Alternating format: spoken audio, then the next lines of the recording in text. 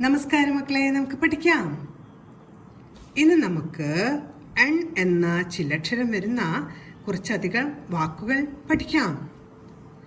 ആദ്യം പഠിക്കുന്ന വാക്ക് ആൺകുട്ടി. ആദ്യം ആ എഴുതണം, അൺ എഴുതണം. കു എന്നതിനായിട്ട് കാ എഴുതി ഉണ്ട ചിഹ്നം വരച്ചു. ട ഉറച്ചുവച്ചിരിക്കുന്നത് കൊണ്ട് ടായുടെ കൂട്ടക്ഷരം എഴുതി ഈയുടെ ചിഹ്നവും ചേർത്തു. ആൺകുട്ടി, ആൺകുട്ടി. അടുത്ത് നമുക്ക് പെൺകുട്ടി എന്ന് എഴുതാം. പേ, പായുടെ കൂടെ ഏടെ ശബ്ദമാണ് കേൾക്കുന്നത്. അപ്പൊ ഏടെ ചിഹ്നം എഴുതി പാ വരച്ചു. പേ അൺ, അൺ എന്ന ചില്ലക്ഷരം വരച്ചു. കുട്ടി, പെൺകുട്ടി. ഇവിടെയും ടാ ഉറച്ചു വച്ചിരിക്കുന്നത് കൊണ്ട് ടായുടെ കൂട്ടക്ഷരം എഴുതി ഈടെ ചിഹ്നം വരച്ചു. പെൺകുട്ടി. അടുത്ത് നമുക്ക് വെണ്മ എന്ന് എഴുതാം. വേ അൺ മ, വെണ്മ. എടെ ചിഹ്നം വരച്ച് വാ വരച്ചു. വേ അൺ മ, വെണ്മ. അടുത്ത് നമുക്ക് കൺമഷി എന്ന് എഴുതാം.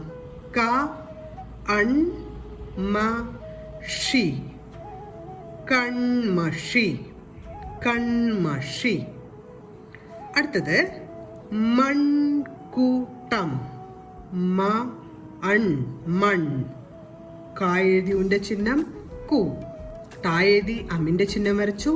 ടം, മൺകുടം, മൺകുടം. അടുത്ത കുറച്ച് നമ്പേഴ്സ് ആണ് നമ്മൾ എഴുതുന്നത്. ഏതൊക്കെ നമ്പറാണ്? 80, 80, 80, 80. 80. അടുത്തത് 86, 86. ഇത് എത്രയാണ് നമ്പർ? 86, 86, 86. അടുത്ത് നമുക്ക് വേറൊരു നമ്പർ എഴുതാം. 87, 87, 87, 87. അടുത്തത് 88, 88, 88.